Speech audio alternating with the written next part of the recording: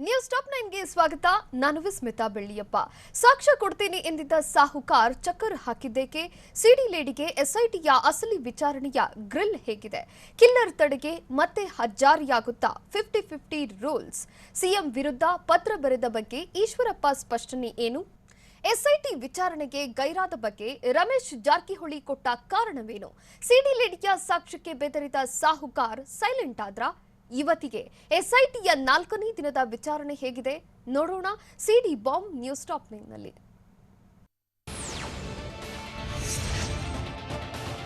ಸಿಡಿ ಸ್ಫೋಟ ಪ್ರಕರಣಕ್ಕೆ ಸಂಬಂಧಪಟ್ಟಂತೆ ಎಸ್ಐಟಿ ವಿಚಾರಣೆಗೆ ಮಾಜಿ ಸಚಿವ ರಮೇಶ್ ಜಾರಕಿಹೊಳಿ ಗೈರಾಗಿದ್ದಾರೆ. ಮಾರ್ಚ್ 29ರಂದು ವಿಚಾರಣೆಗೆ ಹಾಜರಾಗಿದ್ದ ರಮೇಶ್ ಬಳಿಕ ಅಜ್ಞಾತ ಸ್ಥಳದಲ್ಲಿದ್ದಾರೆ. 4 ದಿನ ಸಮಯಾವಕಾಶ ಕೇಳಿದ್ದ ರಮೇಶ್ ಜಾರಕಿಹೊಳಿ ದಾಖಲೆ ಸಮೇತ ವಿಚಾರಣೆಗೆ ಹಾಜರಾಗುವುದಾಗಿ ಹೇಳಿದ್ರು.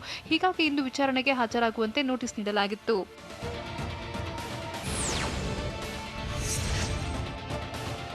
ದಿಢೀರಂತ ಪ್ರತ್ಯಕ್ಷಳಾಗಿ ಸಿಡಿ ಕೇಸ್ನ ತನಿಖೆಗೆ ಯುವತಿ ಟ್ವಿಸ್ಟ್ ಕೊಟ್ಟಿದ್ದಾಳೆ. ನ್ಯಾಯಾಧೀಶರ ಮುಂದೆ ಹೇಳಿಕೆ ದಾಖಲಿಸಿ ಎಸ್ಐಟಿ ಮಹಜರಿಗೂ ಸಿಡಿ ಲೇಡಿ ಸಾಥ್ ಕೊಟ್ಟಿದ್ದಾಳೆ. ಅಲ್ಲದೆ ಸ್ಥಳ ಮಹಜರು ವೇಳೆ ಹಲವು ಹೇಳಿಕೆಗಳನ್ನು ನೀಡಿದ್ದಾಳೆ. ಹೀಗಾಗಿ ಯುವತಿ ಕೊಟ್ಟ ಹೇಳಿಕೆಗಳೇ ರಮೇಶ್ ಪಾಲಿಗೆ ಮುಳುವಾಗೋ ಸಾಧ್ಯತೆ ಇದೆ. ಸಿಡಿ ಕೇಸ್ನ ಸಾಕ್ಷ್ಯಕ್ಕೆ ಬೆದರಿ ರಮೇಶ್ ಸೈಲೆಂಟ್ ಆದ್ರ ಅನ್ನೋ ಪ್ರಶ್ನೆ ಉದ್ಭವಿಸಿದೆ.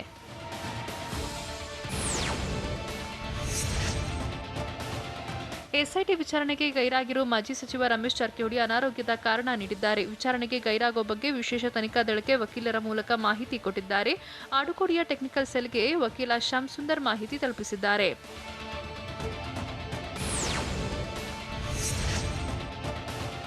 ಶಾಸಕ ರಮೇಶ್ ಜಾರಕಿಹೊಳಿಗೆ ಅನಾರೋಗ್ಯ ಹಿನ್ನೆಲೆ ಎಸ್ಐಟಿಗೆ ಮಾಹಿತಿ ತಿಳಿಸುವಂತೆ ತಿಳಿಸಿದ್ದೇನೆ ಅಂತ ವಕೀಲ ಶ್ಯಾಮ್ ಸುಂದರ್ ಹೇಳಿದ್ದಾರೆ. ಅನಾರೋಗ್ಯದ ಬಗ್ಗೆ ನಮಗೆ ಡೀಟೇಲ್ ಕಳಿಸಿದ್ದು 2-3 ದಿನಗಳಲ್ಲಿ ಬರ್ತಾರೆ. ಜಾರಕಿಹೊಳಿ ಸದ್ಯ ಗೋಕಾಕ್ನಲ್ಲಿದ್ದಾರೆ. ಬಂಧನ ಮಾಡಬೇಕಾದ್ರೆ ಅಲ್ಲೇ ಹೋಗಿ ಬಂಧಿಸಬಹುದು ಅಂತ ಶ್ಯಾಮ್ ಸುಂದರ್ ತಿಳಿಸಿದ್ದಾರೆ.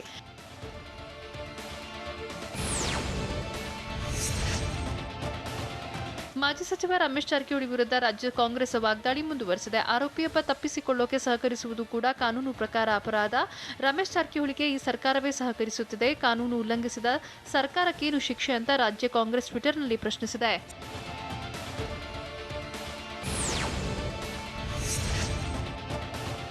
ಸಿಡಿ ಕೇಸ್ ಸಂಬಂಧ ಕಾಂಗ್ರೆಸ್ ಬಿಜೆಪಿ ನಡುವೆ ಟ್ವೀಟ್ ವಾರ್ ಮುಂದುವರೆದಿದೆ. ಮಾಜಿ ಸಚಿವ ರಮೇಶ್ ಜಾರಕಿಹೊಳಿಯನ್ನ ರೇಪಿಸ್ಟ್ ಅಂತ ಕರೆದಿದ್ದು ವಾಗ್ದಾಳಿ ನಡೆಸಿದೆ. ರೇಪಿಸ್ಟ್ ರಮೇಶ್ ಎಲ್ಲಿದ್ಯಪ್ಪ ಅಂತ ಟ್ವೀಟ್ ಮಾಡಿದ್ದು ಅತ್ಯಾಚಾರ ಆರೋಪಿ ರಮೇಶ್ ತಲೆಮರೆಸಿಕೊಂಡು ಅಜ್ಞಾತವಾಸದಲ್ಲಿದ್ದಾರೆ ಅಂತ ಟಾಂಗ್ ಕೊಟ್ಟಿದ್ದಾರೆ.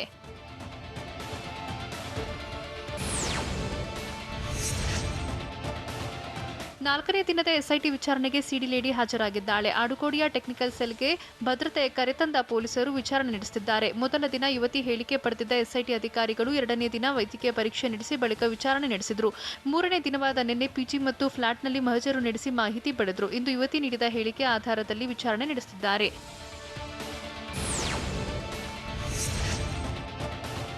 ಸಂಜೆವರೆಗೂ ಸಿಡಿಯಲ್ಲಿರುವ ಯುವತಿಯ ವಿಚಾರಣೆ ನಡೆಸುವ ಸಾಧ್ಯತೆ ಇದೆ. ಆಂಟಿ ನಗರದ ಪಿಜಿ ಕೃತ್ಯ ನಡೆದ ಫ್ಲಾಟ್ನಲ್ಲಿ ಸಿಕ್ಕ ಎವಿಡೆನ್ಸ್ ಮೇಲೆ ಸಿಡಿ ಲೇಡಿಗೆ ಎಸ್ಐಟಿ ತನಿಖಾ ಅಧಿಕಾರಿಗಳು ಪ್ರಶ್ನೆ ಕೇಳಲಿದ್ದಾರೆ. ಪ್ರಕರಣ ಸಂಪೂರ್ಣ ಮಾಹಿತಿ ಕಲೆ ಹಾಕೋಕೆ ಯುವತಿಗೆ ಕ್ರಾಸ್ ಕ್ವೆಶ್ಚನ್ ಮಾಡಲಿದ್ದಾರೆ.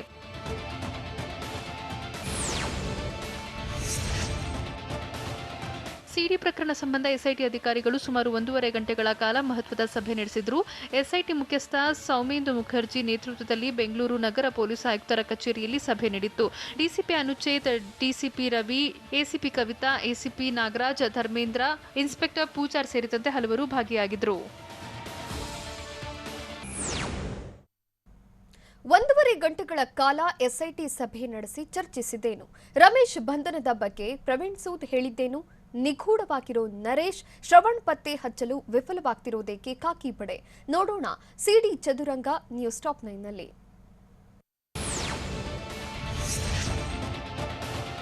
ಸಿಡಿ ಸ್ಫೋಟ ಪ್ರಕರಣ ಸಂಬಂಧ ವಿಶೇಷ ತನಿಖಾ ದಳದ ಅಧಿಕಾರಿಗಳು ಮಹತ್ವದ ಸಭೆ ನಡೆಸಿದರು. ಬೆಂಗಳೂರು ನಗರ ಪೊಲೀಸ್ ಆಯುಕ್ತರ ಕಚೇರಿಯಲ್ಲಿ ಪ್ರಕರಣಕ್ಕೆ ಸಂಬಂಧಪಟ್ಟಂತೆ ಮುಂದಿನ ತನಿಖಾ ಪ್ರಕ್ರಿಯೆ ಬಗ್ಗೆ ಚರ್ಚಿಸಿದರು. ಸಿಡಿ ಕೇಸ್ನ ತನಿಖೆ ದಿನದಿಂದ ದಿನಕ್ಕೆ ತೀವ್ರಗೊಳ್ಳುತ್ತಿರುವ ಬೆನ್ನಲ್ಲೇ ಎಸ್ಐಟಿಯ ಸಭೆ ಬಹಳಷ್ಟು ಮಹತ್ವ ಪಡೆದಿದೆ.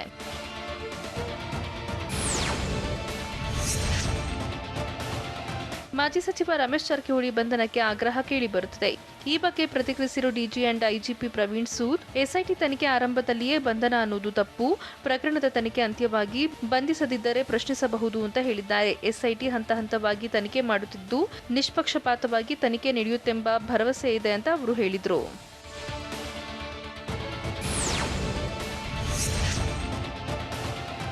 ಬಿಜೆಪಿ ಶಾಸಕ ರಮೇಶ್ ಜಾರಕಿಹೊಳಿ ಸಿಡಿ ಬಹಿರಂಗ ಕೇಸ್ನಲ್ಲಿ ವಿಶೇಷ ತನಿಖಾ ದಳದ ಅಧಿಕಾರಿಗಳು ಅವರ ಕೆಲಸವನ್ನ ಮಾಡುತ್ತಿದ್ದಾರೆ. ಯಾರೂ ಕೂಡ ಎಸ್ಐಟಿ ಮೇಲೆ ಒತ್ತಡವನ್ನ ಹಾಕುತ್ತಿಲ್ಲ ಅಂತ ಬೆಂಗಳೂರಿನಲ್ಲಿ DG and IGP Praveen Sood ಹೇಳಿದ್ದಾರೆ. ಅಲ್ಲದೆ ಎಸ್ಐಟಿಯಲ್ಲಿ ಇರುವವರೆಲ್ಲ ಹಿರಿಯ ಅಧಿಕಾರಿಗಳೇ, ಹೀಗಾಗಿ ಎಸ್ಐಟಿ ತನಿಖೆ ಮೇಲೆ ಭರವಸೆ ಇದೆ ಅಂತ ಪ್ರವೀಣ್ ಸೂದ್ ತಿಳಿಸಿದರು.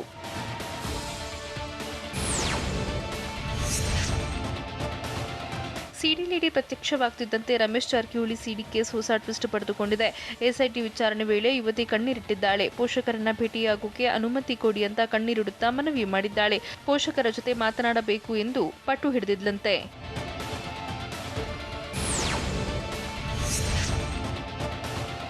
ಬೆಂಗಳೂರಿನ ಆಡುಗೋಡಿಯಲ್ಲಿರುವ ಟೆಕ್ನಿಕಲ್ ಸೆಲ್ನಲ್ಲಿ ವಿಚಾರಣೆ ವೇಳೆ ಸಿಡಿ ಲೇಡಿ ಕಣ್ಣೀರ ಹೊಳೆ ಹರಿಸಿದ್ದಾಳೆ. ನನ್ನ ತಾಯಿ ಹತ್ರ ಆದ್ರೂ ಮಾತನಾಡೋಕೆ ಅವಕಾಶ ಕೊಡಿ ಅಂತ ಪರಿಪರಿಯಾಗಿ ಬೇಡಿಕೊಂಡಿದ್ದಾಳಂತೆ. ಈ ವೇಳೆ ಎಸ್ಐಟಿ ಅಧಿಕಾರಿಗಳು ಯುವತಿಗೆ ಸಾಂತ್ವನ ಹೇಳಿ ಸಮಾಧಾನ ಪಡಿಸಿದ್ರಂತೆ.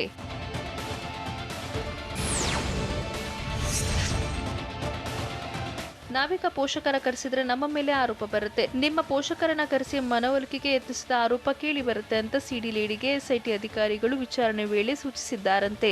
ಹೀಗಾಗಿ ಭೇಟಿಗೆ ಅವಕಾಶ ಕೊಡಲ್ಲ ಅಂತ ಸಂತ್ರಸ್ತ ಯುವತಿಗೆ ಹೇಳಿದ್ರಂತೆ.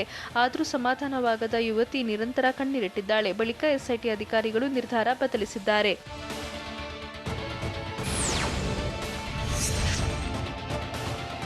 ಎಸ್ಐಟಿ ವಿಚಾರಣೆ ವೇಳೆ ಪೋಷಕರ ಭೇಟಿಗೆ ಅವಕಾಶ ನೀಡಿ ಅಂತ ಯುವತಿ ಕಣ್ಣೀರಿಟ್ಟಿದ್ದಾಳೆ.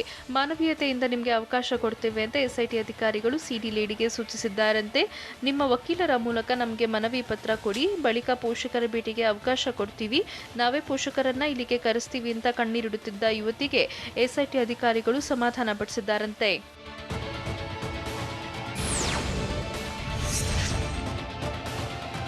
ಸಿಡಿ ಸ್ಫೋಟ ಪ್ರಕರಣದಲ್ಲಿ ಮಾಜಿ ಪತ್ರಕರ್ತರಾದ ನರೇಶ್ ಹಾಗೂ ಶ್ರವಣ್ ಅವರ ಕೈವಾಡ ಪ್ರಮುಖವಾಗಿರುವ ಆರೋಪ ಇದೆ. ಆದರೆ ಇವರಿಬ್ಬರ ಜಾಡು ಇನ್ನೂ ನಿಗೂಢವಾಗಿದೆ. ಯುವತಿ ಬಳಸಿಕೊಂಡು ಮಾಜಿ ಸಚಿವ ರಮೇಶ್ ಜಾರಕಿಹೊಳಿ ವಿರುದ್ಧ ಷಡ್ಯಂತ್ರ ಮಾಡಿರುವ ಗಂಭೀರ ಆರೋಪ ಹೊತ್ತಿರುವ ನರೇಶ್ ಮತ್ತು ಶ್ರವಣ್ ಸಿಕ್ಕರಷ್ಟೇ ಪ್ರಕರಣ ಒಂದು ಹಂತಕ್ಕೆ ಬರಲಿದೆ.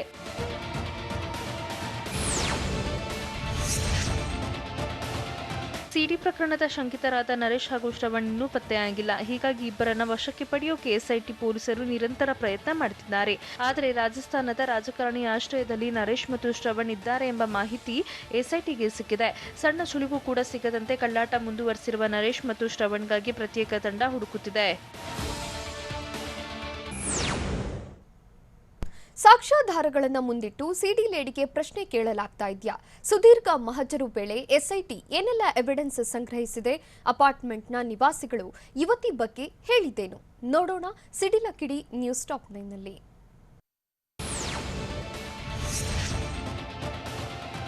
ಯುವತಿ ಪ್ರತ್ಯಕ್ಷವಾದ ಬಳಿಕ ರಮೇಶ್ ಜಾರಕಿಹೊಳಿ ಸಿಡಿ ಸ್ಫೋಟ ಪ್ರಕರಣಕ್ಕೆ ಅನಿರೀಕ್ಷಿತ ತಿರುವು ಸಿಕ್ಕಿದೆ. ವಿಶೇಷ ತನಿಖಾ ದಳದ ಅಧಿಕಾರಿಗಳು ಪ್ರಕರಣದ ತನಿಖೆ ತೀವ್ರಗೊಳಿಸಿದ್ದು, ಸಾಕ್ಷ್ಯ ಹುಡುಕೋಕೆ ನಿನ್ನೆ ದಿನವಿಡೀ ಆರ್ಟಿ ನಗರ ಮತ್ತು ಮಲ್ಲೇಶ್ವರಂ ಅಪಾರ್ಟ್ಮೆಂಟ್ನಲ್ಲಿ ಸ್ಥಳ ಮಹಜರು ನಡೆಸಿದ್ದು, ಮಹತ್ವದ ಮಾಹಿತಿ ಕಲೆ ಹಾಕಿದ್ದಾರೆ.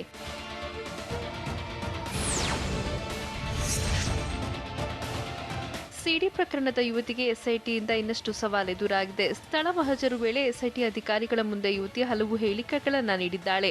ಹೀಗಾಗಿ ಯುವತಿ ಹೇಳಿಕೆ ಆಧರಿಸಿ ಮತ್ತಷ್ಟು ಪ್ರಶ್ನೆಗಳನ್ನು ಕೇಳುವ ಸಾಧ್ಯತೆ ಇದೆ. ಹಿಂದಿನ ಹೇಳಿಕೆಗಳಿಗೆ ವ್ಯತ್ಯಾಸ ಕಂಡುಬಂದಲ್ಲಿ ಮತ್ತಷ್ಟು ಪ್ರಶ್ನೆ ಕೇಳಲಿದ್ದಾರೆ. ಸಾಕ್ಷ್ಯಾಧಾರಗಳನ್ನು ಇಟ್ಟು ನಂತರ ಎಸ್ಐಟಿ ಹೇಳಿಕೆ ದಾಖಲಿಸಲಿದೆ.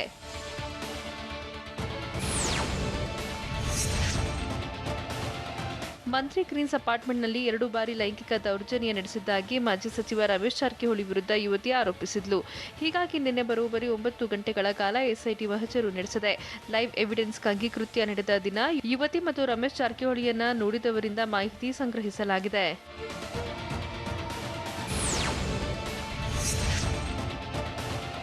ಮಲ್ಲೇಶ್ವರಂ ಅಪಾರ್ಟ್ಮೆಂಟ್ನ 17ನೇ ಮಹಡಿಯ ಫ್ಲಾಟ್ನಲ್ಲಿ ಕೃತ್ಯ ನಡೆದಿದ್ದಾಗಿ ಯುವತಿ ಆರೋಪಿಸಿದ್ಲು. ಲೈಂಗಿಕ ದೌರ್ಜನ್ಯ ನಡೆದಿರೋದಾಗಿ ಹೇಳಿದ್ಲು. ಹೀಗಾಗಿ ಕೃತ್ಯ ನಡೆದ ಫ್ಲಾಟ್ನಲ್ಲಿ ಎಸ್ಐಟಿ ಅಧಿಕಾರಿಗಳು ಮಹಜರು ನಡೆಸಿದ್ದು, ಫ್ಲಾಟ್ನಲ್ಲಿ ಬೆಡ್ಶೀಟ್ ಸೇರಿದಂತೆ ಹಲವು ವಸ್ತುಗಳನ್ನು ಅಧಿಕಾರಿಗಳು ಸಂಗ್ರಹಿಸಿದ್ದಾರೆ.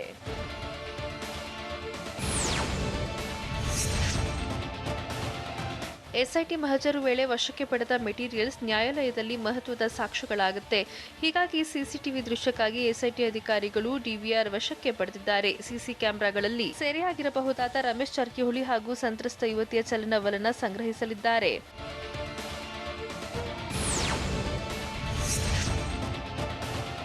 ಬೆಂಗಳೂರಿನ ಆಟಿನಗರದ ಯುವತಿ ಮನೆಯಲ್ಲಿ 3 ಗಂಟೆ ಮಹಜರು ಪ್ರಕ್ರಿಯೆ ನಡೆದಿದ್ದು, ಮಹಜರು ಪ್ರಕ್ರಿಯೆಯಲ್ಲಿ ಮೆಟೀರಿಯಲ್ ಎವಿಡೆನ್ಸ್ ಸಂಗ್ರಹಿಸಲಾಗಿದೆ. ರೂಮ್ನಲ್ಲಿ ಕೂದಲು, ಬೆಡ್ಶೀಟ್ ಕಲೆಗಳ ಸ್ಯಾಂಪಲ್, ಯುವತಿ ಬಳಸುತ್ತಿದ್ದ ವಸ್ತುಗಳು, ಕೃತ್ಯ ನಡೆದ ದಿನ ಯುವತಿ ಧರಿಸಿದ್ದ ಬಟ್ಟೆಯನ್ನ ಸಂಗ್ರಹಿಸಲಾಗಿದೆ. ಪ್ರಕರಣದಲ್ಲಿ ಇವೆಲ್ಲವೂ ಮಹತ್ವದ ಸಾಕ್ಷ್ಯಗಳಾಗುವ ಸಾಧ್ಯತೆ ಇದೆ.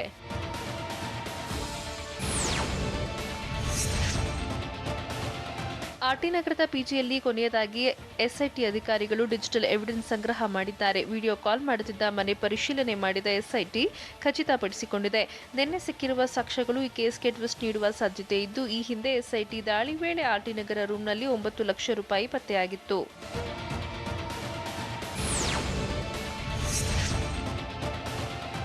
ಎಸ್ಐಟಿ ಸ್ಥಳ ಮಹಜರು ವೇಳೆ ಮತ್ತಷ್ಟು ಸ್ಫೋಟಕ ಮಾಹಿತಿ ರಿವೀಲ್ ಆಗಿದೆ. ಎಸ್ಐಟಿ ತನಿಖಾ ಅಧಿಕಾರಿಗಳ ಎದುರು ಅಪಾರ್ಟ್ಮೆಂಟ್ ಫ್ಲಾಟ್ನ ಅಕ್ಕಪಕ್ಕದ ನಿವಾಸಿಗಳು ಮಹತ್ವದ ಮಾಹಿತಿ ಬಿಚ್ಚಿಟ್ಟಿದ್ದಾರೆ. ಸ್ಥಳ ಮಹಜರು ವೇಳೆ ಅಪಾರ್ಟ್ಮೆಂಟ್ ನಿವಾಸಿಗಳಿಂದ ಎಸ್ಐಟಿ ಮಾಹಿತಿ ಸಂಗ್ರಹಿಸಿದೆ. ಸಂತ್ರಸ್ತೆಯನ್ನ ರಮೇಶ್ ಜಾರಕಿಹೊಳಿಯ ಪರ್ಸನಲ್ ಸೆಕ್ರೆಟರಿ ಅಂತ ಅಂದುಕೊಂಡಿದ್ವಿ ಅಂತ ಎವಿಡೆನ್ಸ್ ಕಲೆಕ್ಟ್ ಮಾಡೋ ವೇಳೆ ನಿವಾಸಿಗಳು ಮಾಹಿತಿ ನೀಡಿದ್ದಾರೆ.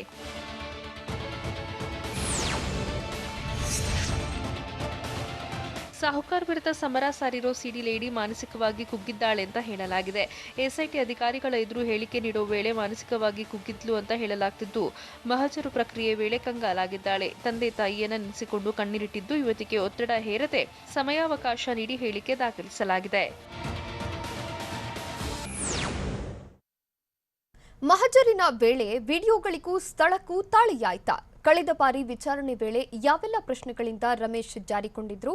ಟೆಕ್ನಿಕಲ್ ಎವಿಡೆನ್ಸ್ ಬಿಚ್ಚಿಟ್ಟಿದ್ದ ಮಾಜಿ ಸಚಿವರು. ನೋಡೋಣ ರಮೇಶ್ಗೆ ಆಪತ್ತು ನ್ಯೂಸ್ ಟಾಪ್ 9ನಲ್ಲಿ. ಸಿಡಿ ನಕಲಿ ಎನ್ನುತ್ತಿದ್ದ ರಮೇಶ್ ಜಾರಕಿಹೊಳಿಗೆ ಮತ್ತೊಂದು ಸಂಕಷ್ಟ ಎದುರಾಗಿದೆ. ಸಿಡಿ ವಿಡಿಯೋಗಳಿಗೂ ಮಹಜರು ಮಾಡಲಾದ ಸ್ಥಳಕ್ಕೂ ತಾಳೆಯಾಗಿದೆ. ಸಂತ್ರಸ್ತೆ ವಿಡಿಯೋ ಕಾಲ್ ಮಾಡಿದ ಬ್ಯಾಕ್ಗ್ರೌಂಡ್ ಮ್ಯಾಚ್ ಆಗಿದ್ದು, ಫ್ಲಾಟ್ನಲ್ಲಿದ್ದ ಕಾಟ್ಗೆ ವಿಡಿಯೋದಲ್ಲಿರುವ ಕಾಟ್ ಹೋಲಿಕೆ ಆಗಿದೆ. ಹಾಗೆ ವಿಡಿಯೋದಲ್ಲಿದ್ದ ರೂಮ್ ಕೂಡ ಮ್ಯಾಚ್ ಆಗಿದ್ದು, ಸಿಡಿ ವಿಡಿಯೋಗಳಿಗೆ ತಾಳೆ ಹಾಕಿ ಎಸ್ಐಟಿ ಗಮನಿಸಿದೆ.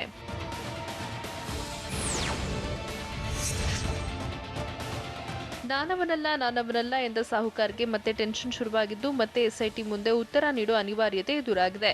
ಮಾರ್ಚ್ 29ರಂದು ಎಸ್ಐಟಿ ವಿಚಾರಣೆ ಎದುರಿಸಿದ್ದ ರಮೇಶ್ ಜಾರಕಿಹೊಳಿ ವಿಚಾರಣೆ ವೇಳೆ ಕೆಲ ಪ್ರಶ್ನೆಗಳಿಗೆ ನಾನವನಲ್ಲ ಅಂತ ಉತ್ತರ ಕೊಟ್ಟಿದ್ರು.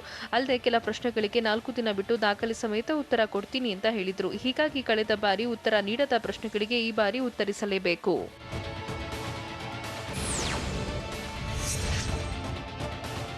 ಹಲವು ಆಯಾಮಗಳಲ್ಲಿ ಮಾಜಿ ಸಚಿವ ರಮೇಶ್ ಜಾರಕಿಹೊಳಿಯನ್ನ ವಿಶೇಷ ತನಿಖಾ ದಳದ ಅಧಿಕಾರಿಗಳು ವಿಚಾರಣೆ ನಡೆಸಿದ್ರು. ಈ ವೇಳೆ ಎಸ್ಐಟಿಯ ಟಫ್ ಪ್ರಶ್ನೆಗಳಿಗೆ ರಮೇಶ್ ಜಾರಕಿಹೊಳಿ ಕಕ್ಕಾವಿಕ್ಕಿಯಾಗಿದ್ರು. ಸಿಡಿ ನಕಲಿಯಾಗಿದ್ದು ಯುವತಿ ಗೊತ್ತಿಲ್ಲ ಎನ್ನುತ್ತಿದ್ದ ರಮೇಶ್ ಸಾಕ್ಷ್ಯ ಸಮೇತ ಪ್ರಶ್ನೆ ಕೇಳ್ತಿದ್ದಂತೆ ಗಲಿಬಿಲಿಗೊಂಡಿದ್ರು.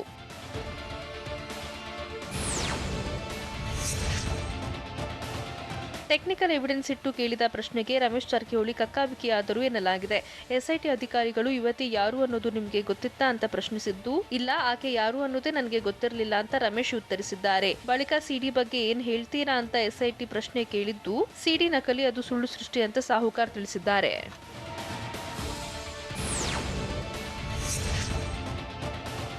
ರಾಜ್ಯ ರಾಜಕೀಯದಲ್ಲಿ ತಲ್ಲಣ ಸೃಷ್ಟಿಸಿರೋ ಸಿಡಿ ನಕಲಿ ಎನ್ನುತ್ತಿದ್ದಂತೆ ರಮೇಶ್ಗೆ ಸಾಕ್ಷ್ಯ ಮುಂದಿಟ್ಟು ಎಸ್ಐಟಿ ಶಾಕ್ ಕೊಟ್ಟಿತ್ತು.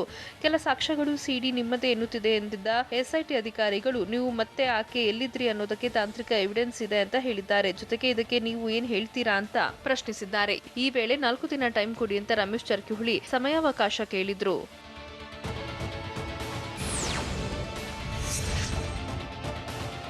ಪ್ರಕರಣದ ತನಿಖೆ ತೀವ್ರಗೊಳಿಸಿರುವ ಎಸ್ಐಟಿ ಅಧಿಕಾರಿಗಳು ರಮೇಶ್ ಜಾರಕಿಹೊಳಿಯನ್ನ ತೀವ್ರ ವಿಚಾರಣೆಗೆ ಒಳಪಡಿಸಲಾಗಿತ್ತು. ವಿಚಾರಣೆ ವೇಳೆ ಕಾಲ್ ಡೀಟೇಲ್ಸ್ ತೋರಿಸಿದಾಗಲೂ ಮಾಜಿ ಸಚಿವ ರಮೇಶ್ ಜಾರಕಿಹೊಳಿ ಶಾಕ್ಗೆ ಒಳಗಾಗಿದ್ರು. ಆಡಿಯೋ ವಿಡಿಯೋ ಕಾಲ್ ದಾಖಲೆ ಮುಂದಿಟ್ಟು ಎಂಕ್ವೈರಿ ಮಾಡಿದ್ದು, ಯುವತಿಗೆ ದೂರವಾಣಿ ಕರೆ ಮಾಡಿದ್ರಾ ಅಂತ ಎಸ್ಐಟಿ ಪ್ರಶ್ನಿಸಿದೆ. ಈ ವೇಳೆ ಆಕೆಗೆ ಯಾವತ್ತೂ ಕರೆ ಮಾಡಿಲ್ಲ ಅಂತ ರಮೇಶ್ ಜಾರಕಿಹೊಳಿ ಉತ್ತರಿಸಿದ್ದಾರೆ.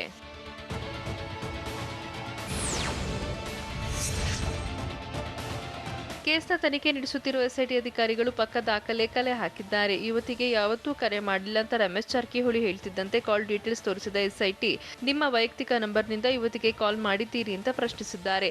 ನಾನಲ್ಲ, ಬೇರೆ ಯಾರೋ ಮಾತನಾಡಿರಬೇಕು ಅಂತ ರಮೇಶ್ ಹೇಳ್ತಿದ್ದಂತೆ ಕೂಡಲೇ ಅಧಿಕಾರಿಗಳು ವಿಡಿಯೋ ಕಾಲ್ ದಾಖಲೆ ತೋರಿಸಿದ್ದಾರೆ.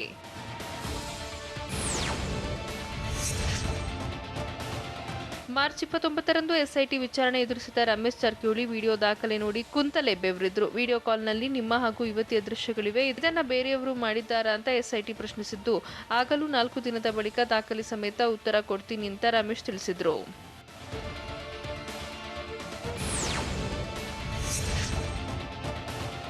ಸಿಡಿ ಸುಳಿಯಲ್ಲಿ ಸಿಲುಕಿರೋ ಮಾಜಿ ಸಚಿವ ರಮೇಶ್ ಜಾರಕಿಹೊಳಿ ಕಾನೂನಾತ್ಮಕ ಹೋರಾಟಕ್ಕೆ ಸಜ್ಜಾಗುತ್ತಿದ್ದಾರೆ. ಹನಿ ಟ್ರ್ಯಾಪ್ ಮತ್ತು ಬ್ಲಾಕ್ಮೇಲ್ ಆರೋಪ ಪ್ರಕರಣದ ಬಗ್ಗೆ ವಿಶೇಷ ತನಿಖಾ ದಳದ ಅಧಿಕಾರಿಗಳು ಈಗಾಗಲೇ ಸಾಕಷ್ಟು ಸಾಕ್ಷ್ಯಾಧಾರ ಸಂಗ್ರಹಿಸಿದ್ದಾರೆ. ಹೀಗಾಗಿ ಇದೆಲ್ಲ ಗಮನಿಸಿ ಮುಂದಿನ ಹೆಜ್ಜೆ ಇಡೋಕೆ ರಮೇಶ್ ಜಾರಕಿಹೊಳಿ ಪ್ಲಾನ್ ಮಾಡಿದ್ದಾರೆ. ಸಿಎಂ ವಿರುದ್ಧ ಬರೆದಿದ್ದ ಪತ್ರದ ಬಗ್ಗೆ ಸಚಿವ ಈಶ್ವರಪ್ಪ ಹೇಳಿದ್ದೇನು? ಬಿಎಸ್ವೈ ಕುಟುಂಬದ ಮೇಲೆ ಮುಗಿಬಿದ್ದಿರೋ ಯತ್ನಾಳ್ ಸಿಡಿಸಿದ ಬಾಂಬೇನು? 6ರಿಂದ 9ನೇ ತರಗತಿಯ ರಜೆ ಬಗ್ಗೆ ಸಚಿವ ಸುರೇಶ್ ಕುಮಾರ್ ನೀಡಿದ ಸ್ಪಷ್ಟನೆ ಏನು? ನೋಡೋಣ ಸಮಗ್ರ ಕರ್ನಾಟಕ ನ್ಯೂಸ್ ಟಾಪ್ 9ನಲ್ಲಿ.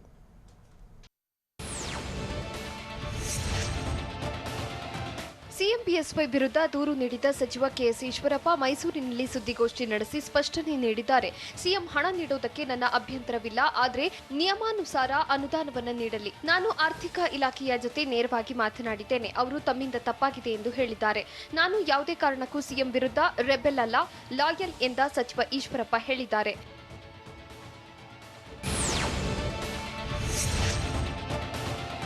ನಾನು ಪ್ರಧಾನಿ ಮೋದಿ, ಕೇಂದ್ರ ಗೃಹ ಸಚಿವ ಅಮಿತ್ ಶಾಗೂ ಕೂಡ ಪತ್ರ ಬರೆದಿದ್ದೇನೆ ಅಂತ ಸಚಿವ ಕೆಎಸ್ ಈಶ್ವರಪ್ಪ ಹೇಳಿದ್ದಾರೆ.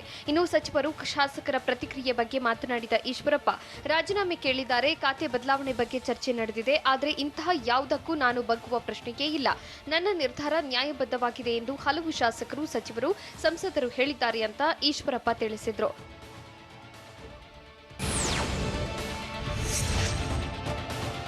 ಶಾಸಕರು ಸಹಿ ಸಂಗ್ರಹ ಮಾಡುವುದು ಸಹ ತಪ್ಪು ಅಂತ ಸಚಿವ ಈಶ್ವರಪ್ಪ ಅಭಿಪ್ರಾಯಪಟ್ಟಿದ್ದಾರೆ. ಬಿಜೆಪಿ ಪದಾಧಿಕಾರಿಗಳು ನನ್ನ ಪರವಾಗಿ ಮಾತನಾಡಿದ್ದಾರೆ, ಸಹಿ ಸಂಗ್ರಹಿಸುವ ಬಗ್ಗೆಯೂ ಅವರು ಕೇಳಿದ್ದಾರೆ. ಆದರೆ ಸಹಿ ಸಂಗ್ರಹ ಮಾಡುವುದು ಬೇಡ ಎಂದು ಹೇಳಿದ್ದೆ. ಇದು ನನ್ನ ಯಡಿಯೂರಪ್ಪರ ವೈಯಕ್ತಿಕ ವಿಚಾರವಲ್ಲ, ನೀತಿ ನಿಯಮ ಜಾರಿ ಮಾಡಬೇಕೆಂಬುದು ನನ್ನ ಪ್ರಯತ್ನ ಎಂದು ಈಶ್ವರಪ್ಪ ಹೇಳಿದ್ದಾರೆ.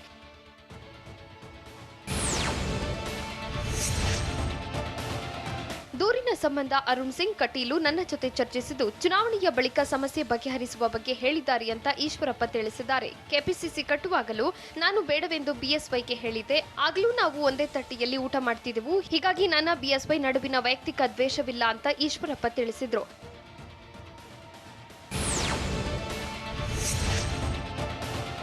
ಸಿಎಂ ಬಿಎಸ್ವೈ ವಿಜಯೇಂದ್ರ ವಿರುದ್ಧ ಬಿಜೆಪಿ ಶಾಸಕ ಯತ್ನಾಳ್ ಆಕ್ರೋಶ ವ್ಯಕ್ತಪಡಿಸಿದ್ದು, ರಾಜ್ಯ ಬಿಜೆಪಿ ಉಸ್ತುವಾರಿ ಅರುಣ್ ಸಿಂಗ್ ವಿರುದ್ಧವೂ ಕಿಡಿಕಾರಿದ್ದಾರೆ.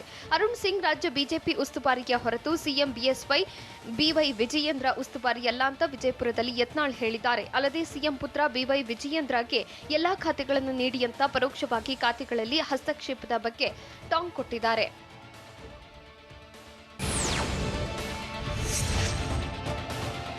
ಬಿಜೆಪಿ ಶಾಸಕ ಯತ್ನಾಳ್ ಹೊಸ ಬಾಂಬ್ ಸಿಡಿಸಿದ್ದಾರೆ. ಮೇ 2ರ ಒಳಗೆ ಸಿಎಂ ಯಡಿಯೂರಪ್ಪರ ಬದಲಾವಣೆಯಾಗದೇ ಇದ್ರೆ ಇನ್ನೂ ದೊಡ್ಡ ಸ್ಫೋಟವಾಗಲಿದೆ ಅಂತ ವಿಜಯಪುರದಲ್ಲಿ ಯತ್ನಾಳ್ ಹೇಳಿದ್ದಾರೆ. ಇದೇ ವೇಳೆ ಸಚಿವ ಈಶ್ವರಪ್ಪ ಪರವಾಗಿ ಶಾಸಕ ಯತ್ನಾಳ್ ಬ್ಯಾಟ್ ಬೀಸಿದ್ದಾರೆ.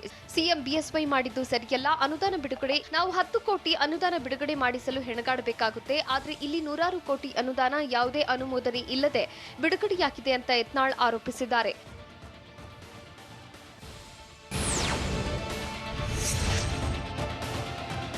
6ರಿಂದ 9ನೇ ತರಗತಿಯ ವಿದ್ಯಾರ್ಥಿಗಳಿಗೆ ಕೇವಲ 15 ದಿನಗಳವರೆಗೆ ಮಾತ್ರ ಶಾಲೆಗಳು ಇರೋದಿಲ್ಲ ಅಂತ ಶಿಕ್ಷಣ ಸಚಿವ ಸುರೇಶ್ ಕುಮಾರ್ ಸ್ಪಷ್ಟಪಡಿಸಿದ್ದಾರೆ.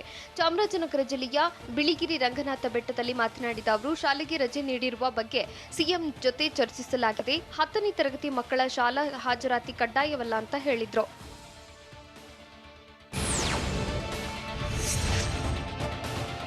ಹಾವೇರಿ ಜಿಲ್ಲೆ ಹಿರೇಕೆರೂರು ತಾಲೂಕು ಆಸ್ಪತ್ರೆಯ ವೈದ್ಯಾಧಿಕಾರಿಗಳನ್ನು ಅಮಾನತುಗೊಳಿಸಲಾಗಿದೆ. ಸಚಿವ ಬಿಸಿ ಪಾಟೀಲ್ ಮನೆಯಲ್ಲಿ ಲಸಿಕೆ ನೀಡಿದ ಕೇಸ್ಗೆ ಸಂಬಂಧಪಟ್ಟಂತೆ ಸಸ್ಪೆಂಡ್ ಮಾಡಿ ಆದೇಶ ಹೊರಡಿಸಲಾಗಿದೆ. ತಿಂಗಳ ಹಿಂದೆ ವೈದ್ಯಾಧಿಕಾರಿ ZR ಮಖಾನ್ದಾರ್ ನೇತೃತ್ವದಲ್ಲಿ ಸಚಿವ ಬಿಸಿ ಪಾಟೀಲ್, ವನಜಾ ಪಾಟೀಲ್ಗೆ ಮನೆಯಲ್ಲೇ ಕೋವಿಡ್ ಲಸಿಕೆ ನೀಡಲಾಗಿತ್ತು. ಹೀಗಾಗಿ ಕಾರಣ ಕೇಳಿ ವೈದ್ಯಾಧಿಕಾರಿಗಳಿಗೆ ನೋಟಿಸ್ ಕೊಡಲಾಗಿತ್ತು. ಇದೀಗ ಆರೋಗ್ಯ ಕುಟುಂಬ ಕಲ್ಯಾಣ ಇಲಾಖೆಯ ಆಯುಕ್ತರು ಅಮಾನತುಗೊಳಿಸಿ ಆದೇಶ ಹೊರಡಿಸಿದ್ದಾರೆ.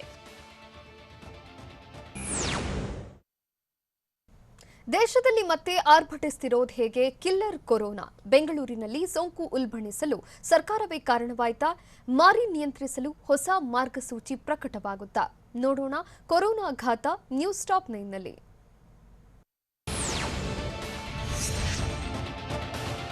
ದೇಶದಲ್ಲಿ ಕೊರೋನಾ ಹಾವಳಿ ಹೆಚ್ಚಾಗಿದ್ದು 81,466 ಹೊಸ ಪ್ರಕರಣಗಳು ಪತ್ತೆಯಾಗಿವೆ. ಈ ಮೂಲಕ ಸೋಂಕಿತರ ಸಂಖ್ಯೆ 1,23,03,131ಕ್ಕೆ ತಲುಪಿದೆ. ಇನ್ನು ಕಳೆದ 24 ಗಂಟೆಯಲ್ಲಿ 469 ಜನ ಕೊರೋನಾಗೆ ಬಲಿಯಾಗಿದ್ದು, ಈವರೆಗೂ ದೇಶದಲ್ಲಿ 1,63,396 ಜನ ಸೋಂಕಿನಿಂದ ಮೃತಪಟ್ಟಿದ್ದಾರೆ.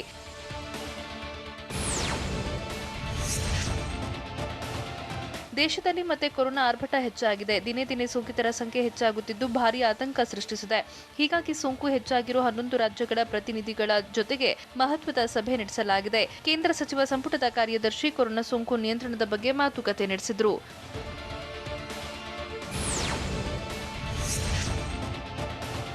ರಾಜ್ಯ ರಾಜಧಾನಿ ಬೆಂಗಳೂರು ಮತ್ತೆ ಕೊರೋನಾ ಹಾಟ್ಸ್ಪಾಟ್ ಆಗಿ ಬದಲಾಗುತ್ತಿದೆ. ದಿನೇ ದಿನೇ ಪ್ರಕರಣಗಳು ಹೆಚ್ಚಾಗುತ್ತಿದ್ದು, ಇಂದು 3,515 ಕೊರೋನಾ ಕೇಸಸ್ ಪತ್ತೆಯಾಗುವ ಸಾಧ್ಯತೆ ಇದೆ. ಕಳೆದ 5 ದಿನಗಳಲ್ಲಿ ಕೊರೋನಾ ಸೋಂಕಿತ ಪ್ರಕರಣಗಳು ತೀವ್ರಗತಿಯಲ್ಲಿ ಹೆಚ್ಚಾಗುತ್ತಿದೆ. ಮಾರ್ಚ್ 28ರಂದು 2,004 ಜನರಿಗೆ ಸೋಂಕು ತಗುಲಿದ್ರೆ, 29ರಂದು 1,356 ಪಾಸಿಟಿವ್ ಪ್ರಕರಣ ಬಂದಿತ್ತು. 30ರಂದು 1,984, 31ರಂದು 2,928 ಹಾಗೂ ನಿನ್ನೆ ಒಂದೇ ದಿನ 2,906 ಜನರಿಗೆ ಸೋಂಕು ತಗುಲಿತ್ತು.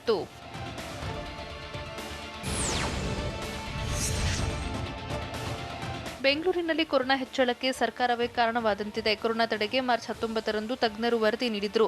ಅಪಾರ್ಟ್ಮೆಂಟ್ನ party hall, reading room, gym, ಒಳಾಂಗಣ ಕ್ರೀಡಾಂಗಣ, ಈಜುಕೊಳ ಸೇರಿದಂತೆ ಜನ ಸೇರುವ ಪ್ರದೇಶ ಕ್ಲೋಸ್ ಮಾಡುವಂತೆ ಥಿಯೇಟರ್ನಲ್ಲಿ 50% ಭರ್ತಿಗೆ ಸೂಚಿಸಿದ್ರು. ಆದರೆ ಈ ಸೂಚನೆಗಳನ್ನು ಕಟ್ಟುನಿಟ್ಟಾಗಿ ಜಾರಿ ಮಾಡದೇ ಇದ್ದಿದ್ದರಿಂದ ಕೊರೋನಾ ಹೆಚ್ಚಾಗಿದೆ ಅಂತ ಹೇಳಲಾಗುತ್ತಿದೆ.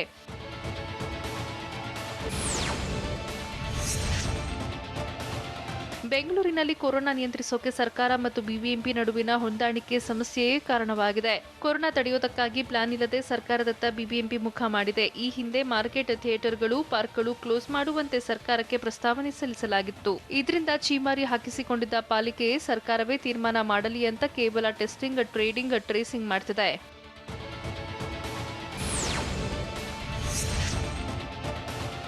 ಬೆಂಗಳೂರಿನಲ್ಲಿ ಮಕ್ಕಳಿಗೆ ಕೊರೋನಾ ಎರಡನೇ ಅಲೆ ಅಟ್ಯಾಕ್ ಮಾಡುತ್ತಿದ್ದು, 20 ವರ್ಷದ ಒಳಗಿನ ಮಕ್ಕಳಲ್ಲೇ ಹೆಚ್ಚು ಕೊರೋನಾ ಪತ್ತೆಯಾಗುತ್ತಿದೆ. ಮಾರ್ಚ್ 28ರಂದು 20 ವರ್ಷದ ಒಳಗಿನ 251 ಮಕ್ಕಳಿಗೆ, ಮಾರ್ಚ್ 29ರಂದು 231, ಮಾರ್ಚ್ 30ರಂದು 50, ಮಾರ್ಚ್ 31ರಂದು 216, ಏಪ್ರಿಲ್ 1ರಂದು 20 ವರ್ಷದೊಳಗಿನ 373 ಮಕ್ಕಳಿಗೆ ಕೊರೋನಾ ಪಾಸಿಟಿವ್ ಬಂದಿದ್ದು ಆತಂಕ ಹೆಚ್ಚು ಮಾಡಿದೆ.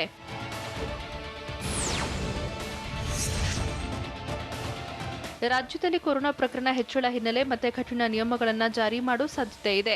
ಪಬ್, ಬಾರ್ಗಳಿಗೆ ನಿರ್ಬಂಧ ಹೇರುವ ಬಗ್ಗೆ ತೀರ್ಮಾನ ಕೈಗೊಳ್ಳಲಿದ್ದು, ಪಾರ್ಕ್, ಅಪಾರ್ಟ್ಮೆಂಟ್ಸ್ನಲ್ಲಿ ಕಠಿಣ ನಿಯಮ ಹಾಗೂ ಥಿಯೇಟರ್ಗಳಿಗೆ 50% ಭರ್ತಿಗೆ ನಿರ್ಬಂಧ ವಿಧಿಸುವ ಸಾಧ್ಯತೆ ಇದ್ದು, ಮತ್ತೆ 50-50 ರೂಲ್ಸ್ ಜಾರಿ ಮಾಡುವ ಬಗ್ಗೆ ನಿರ್ಧಾರ ಕೈಗೊಳ್ಳುವ ಸಾಧ್ಯತೆ ಇದೆ.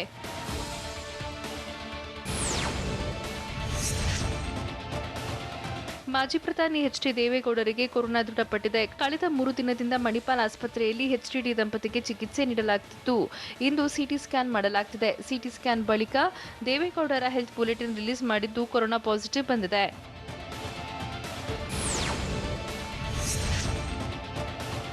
ಮಹಾರಾಷ್ಟ್ರದಲ್ಲಿ ಕೊರೋನಾ ಸೋಂಕಿನ ಆರ್ಭಟ ಜೋರಾಗಿದ್ದು 40,000ಕ್ಕೂ ಹೆಚ್ಚು ಕೇಸಸ್ ದಾಖಲಾಗಿದೆ.